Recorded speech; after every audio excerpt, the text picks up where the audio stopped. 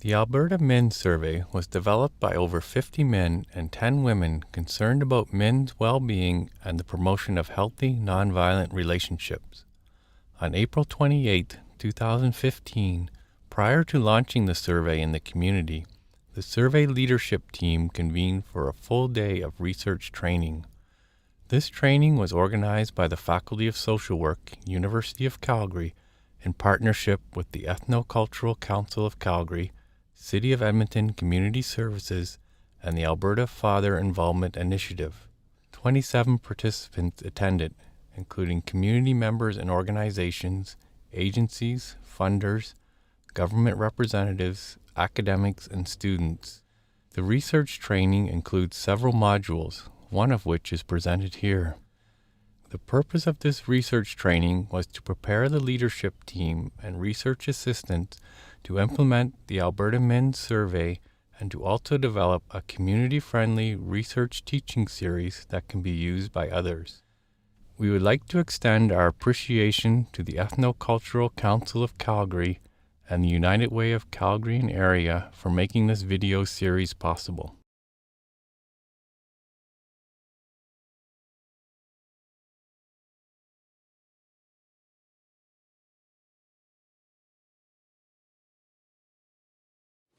Throughout southern Alberta into Saskatchewan, Manitoba, North Dakota, and Montana, there's a lot of rock circles. Some of them 5,000, 8,000, 10,000 years old.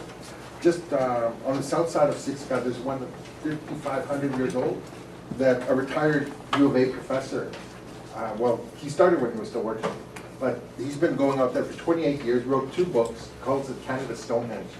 And we look at those teachings, because for us they're prayer sites. We look at Calgary, we look at Edmonton, and they're in the blink of an eye compared to 12,000 years.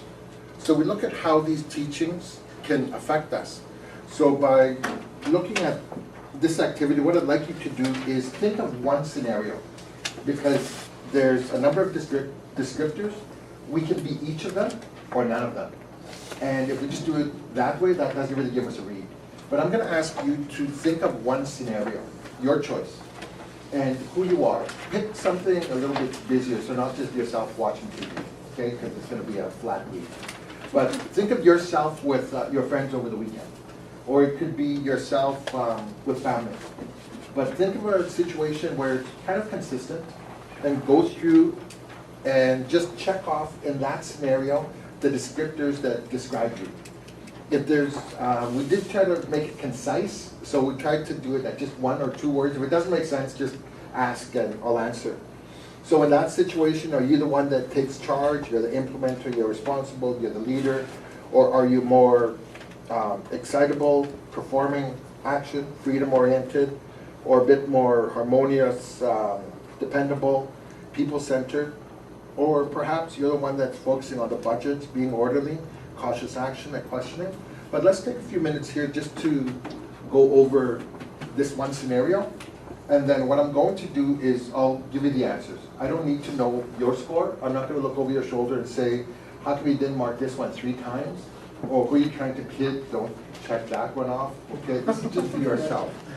And then I do have another handout. I usually don't hand it out until you've done the first part, because it may be hard to believe, but people try to pick which personality they are.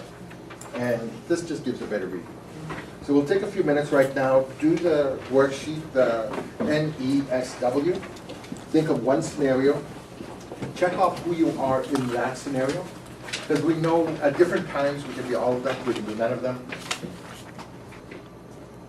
Okay, and this is an exercise just to share the value of our traditional teachings, to demonstrate how our traditional teaching may be integrated into our contemporary lives, to use these sacred circle teachings as a descriptor of 4 dominant personality styles, to determine personality style as a basis for personal, team, and leadership development, and to realize that we possess characteristics of each of these, and to acknowledge and use the strengths of the collective styles.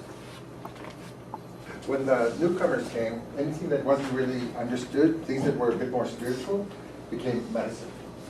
So that's where we have the terms of medicine man, medicine woman, medicine pouch, medicine bundle, medicine wheel, medicine circle. So all those things that were kind of a bit in the spiritual realm. But our actual words for them call them the sacred rock circles. And the one just outside of the 6 guys I mentioned, it lines up with solstice, the longest day, the shortest day, also with equinox.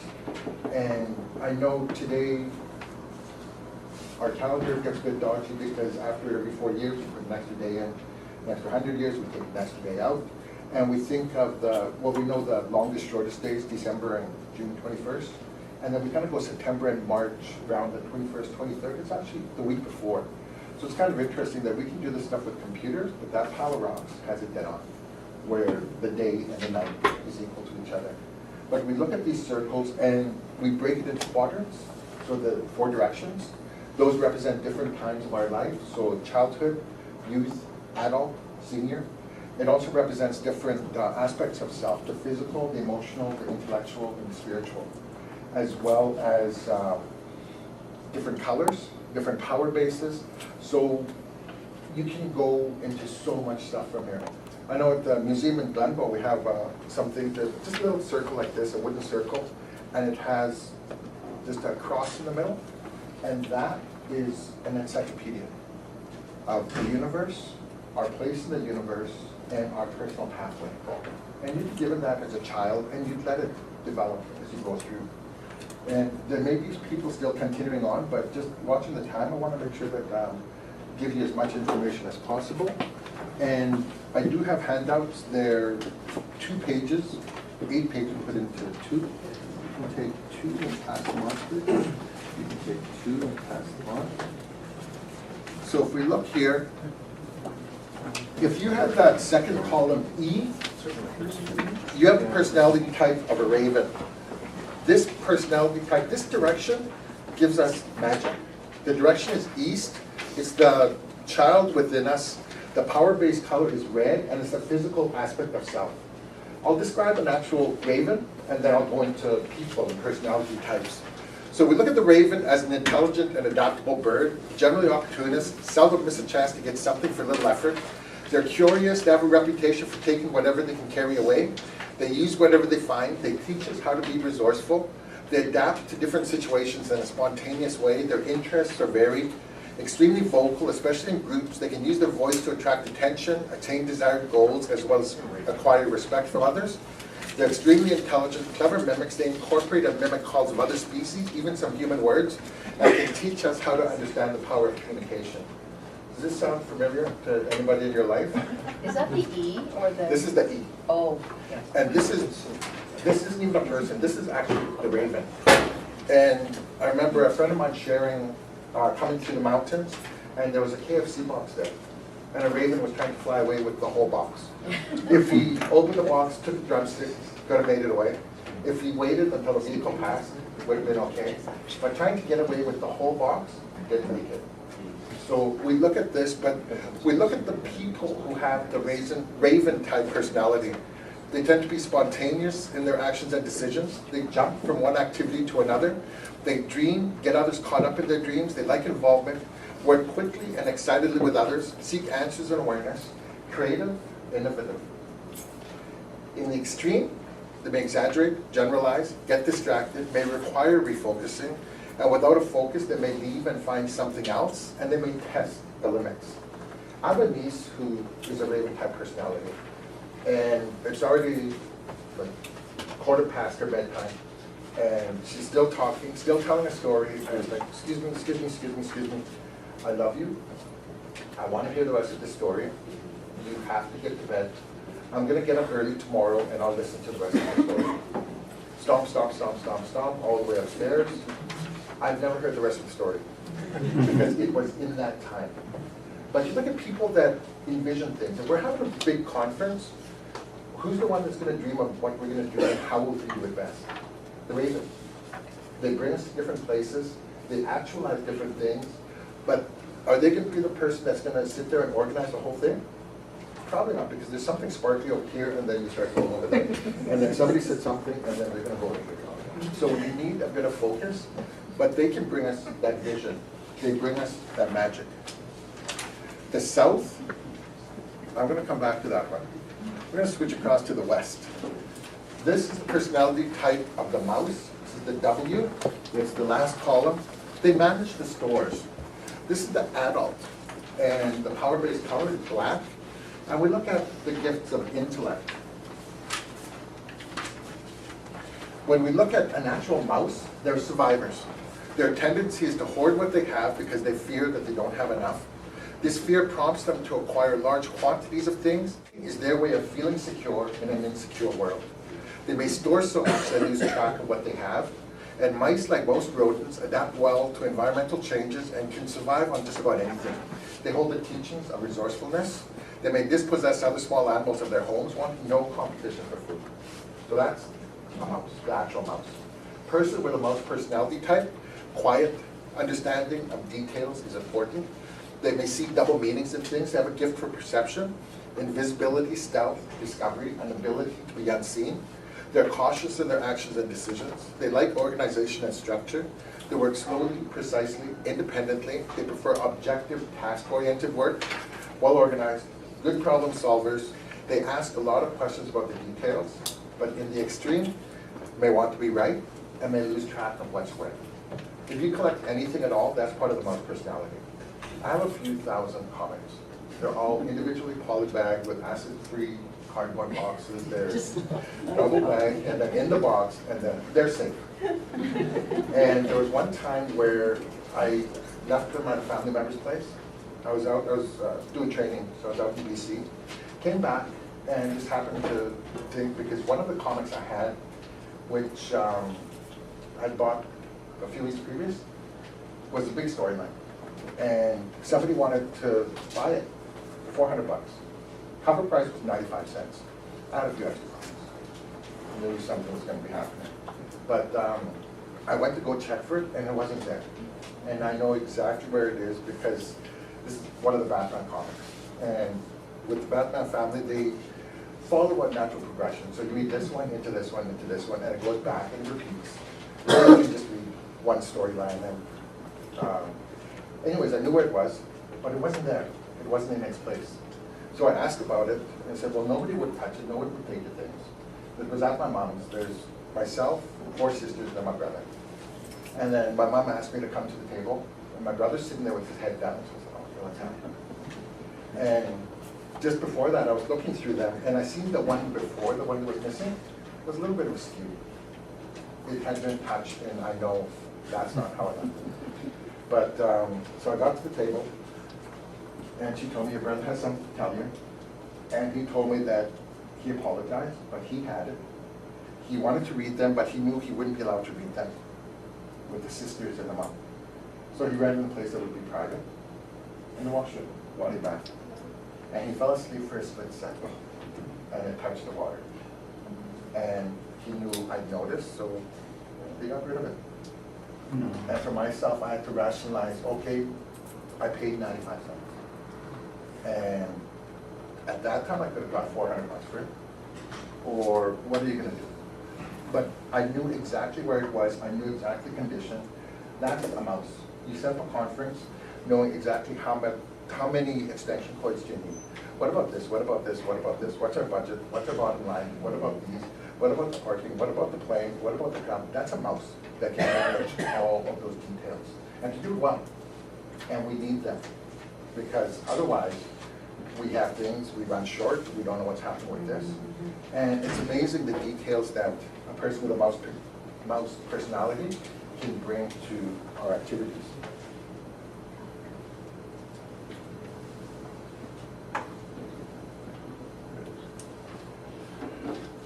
The eagle is the direction of the north. The first column, they see the big picture. This is the north, this is the elder within us. The power base is white, and the personality type is spiritual. We see eagles as majestic birds with a powerful presence. Although they can be social birds, they require isolation. They're incredibly patient, often seen perched in a tree, maintaining the same position for hours at a time. They teach us to master the art of patience, with which all things are possible. They teach us to move through life without becoming overly attached. They show us how to accept what comes our way and see everything as a blessing. And they have excellent hearing. They can actually hunt by ear as well as by sight. They have sharp beaks, strong jaws. They remind us to pay attention to our speech and how it affects others. Our words, as well as the tone of our voice, should be examined. We're taught to keep our minds focused on what's important to us in life. Maintaining this attitude removes judgment from our consciousness, and without judgment, we speak with encouragement and kindness towards others. The person that has the ego personality type, decisive in their actions and decisions, likes control, dislikes inaction, may be abrupt, prefers maximum freedom to manage themselves and others. They're comfortable in control, they work well alone, they work quickly, visionary, sees the greater scope, focused, driven. In the extreme, they may be removed, give the impression of being better, and perceptions of others is secondary to the big picture.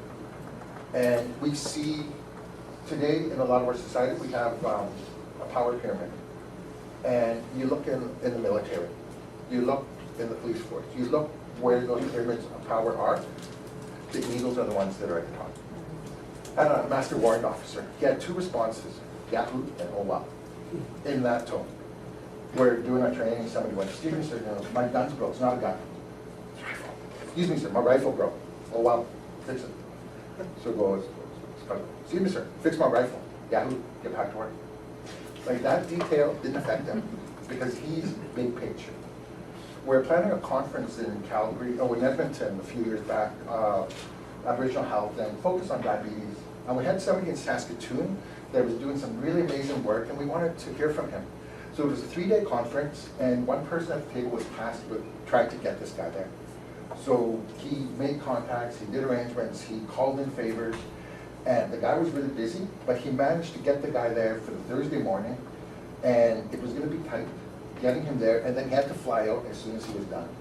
And so he's really happy he was able to bring him. So we're at the table, so okay, well, reporting back. So yeah, I got the guy, he come Thursday morning. Well, actually, we're going to do all that stuff on Wednesday afternoon, so just change him over there, and then the next thing goes on.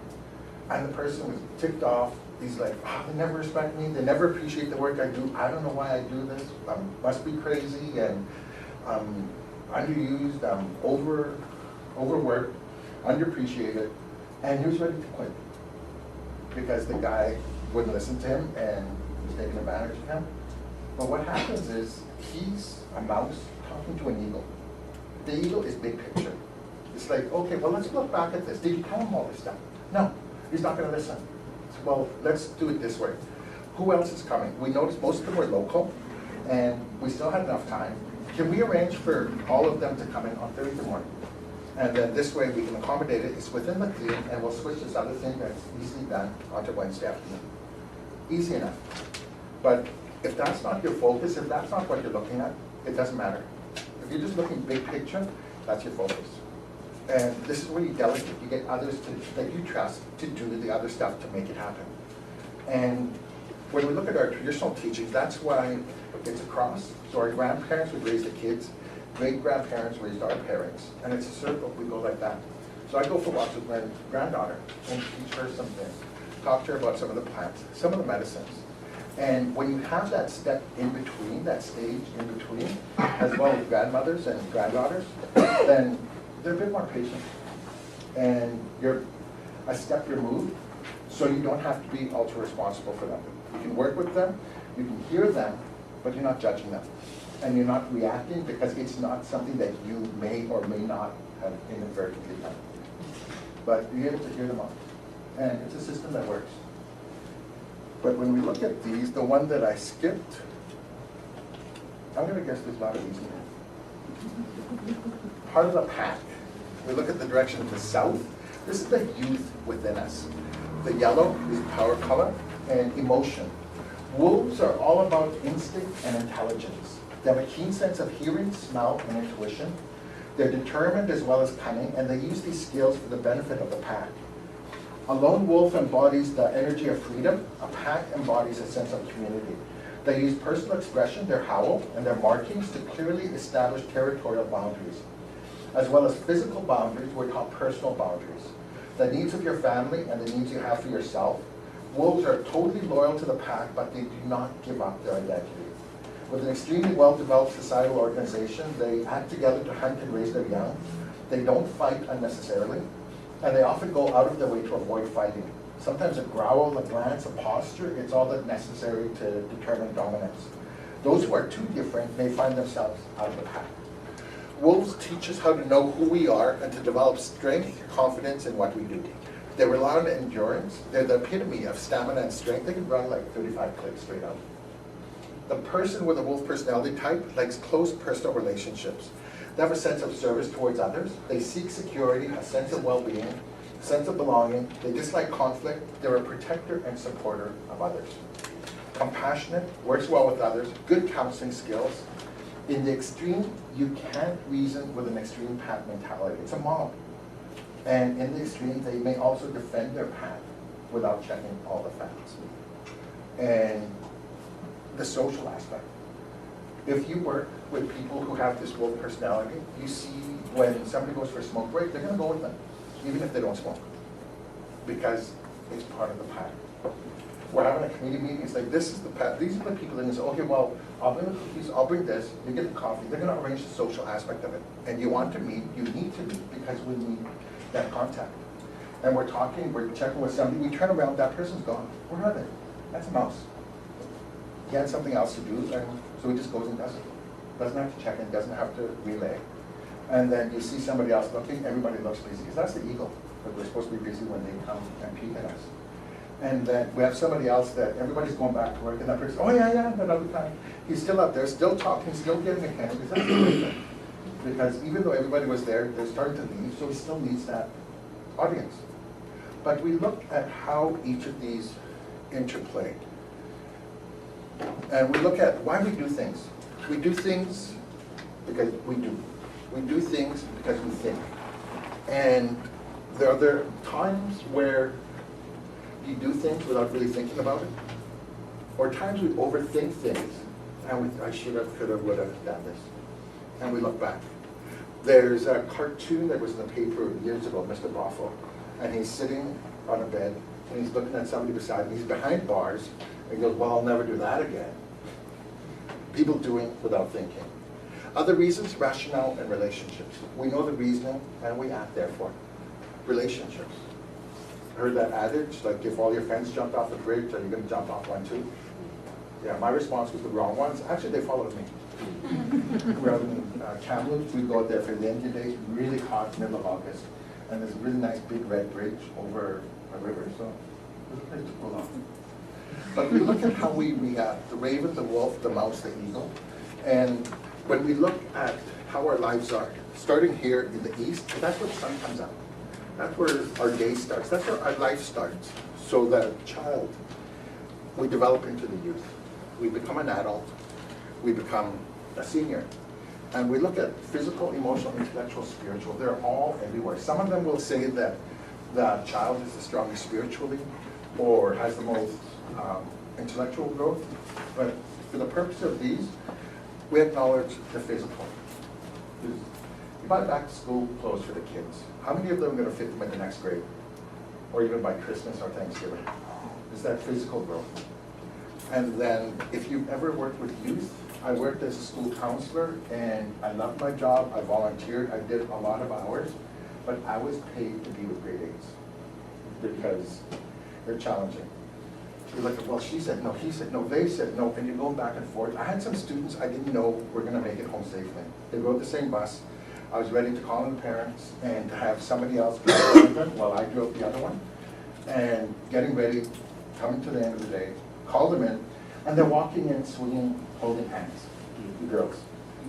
And I'm like, what's going on? I thought you weren't getting on. No, we're good, but that other one. And so all that stress, if they're going to get home alive, and then they're best friends until, I don't know when, on the next hour or the next period. But emotions, emotional development, emotional growth, and not understanding those reactions. Wanting to fit in, but they want to rebel. Because this is my pack, my family is my pack. But I didn't make these rules. They just imposed them on me. So I need to belong, I need to make my own rules. So we look at how those rules are developed, and we look at the new packs we form. I do outreach, and I do training with the city police. And we look at people that are living on the streets. We look at people that are facing challenges. And one of the things, one of the approaches that has failed is trying to scare them. Trying to say, well, you have to do this, warning them. They've already experienced the worst that's out there. And you call down their friends, they know what their friends are doing, they know they're not healthy, but that's part of their pack. At some point, they saved them and made them feel like they belong. We look at an extreme pack, a gang. It's a way of belonging, and it's a way of being accepted. So even though I'm a pure white or pure black wolf in a pack, I'm part of a pack. I'll never be the leader, I'll never be the alpha, but I belong, I have a role. And so what we tried to do is have people that work with these communities, help them form a new pack. And by having people protect the next generation, their kids, their grandkids, their nieces and their nephews, then they can step forward and then they can start to change their behaviors. Because it doesn't matter what happens to me, but I'm going to protect those next ones. And we look at the mouse. We look at, there comes a time where, okay, we're starting to get our own jobs, we're starting to work, we get this paycheck, hey, that's kind of cool. And then we go back to work and it's like, okay, how long till the next one? Because I need lunch, I need to get to work, I need to pay rent. And we start to compartmentalize, we start to store, we start to put things away. So this is for rent, this is for groceries, this is for entertainment, this is for something else. But we become that mouse. We need to divide our dollars, but also our time. Because this is my job, this is my volunteering, this is my education, this is my family, this is me. And how many of us try to multitask?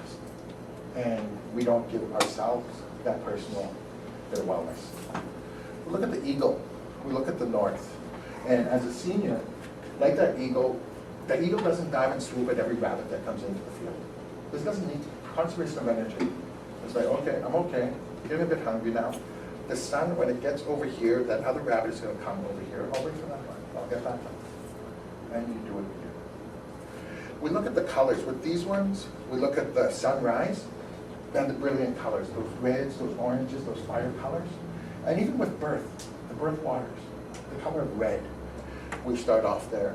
We go into the summer, we go into the daytime, and some will use green here because of the nature and everything that's come forth. But we use the yellow, that big ball in the sky, that longest day of the year. We go to the other one, so there are reds there in the sunset, but we look at the darkness. Some will put blue there, and with dark blue, but we look at the black as being red. And the north, it's blue, white, from the environment, but also the wisdom highlights that we receive. So if we look at these, the reason that I talked with, when we were doing the planning a few weeks back, and that I had done this exercise with Lisa before, and it's a way of showing you who you are.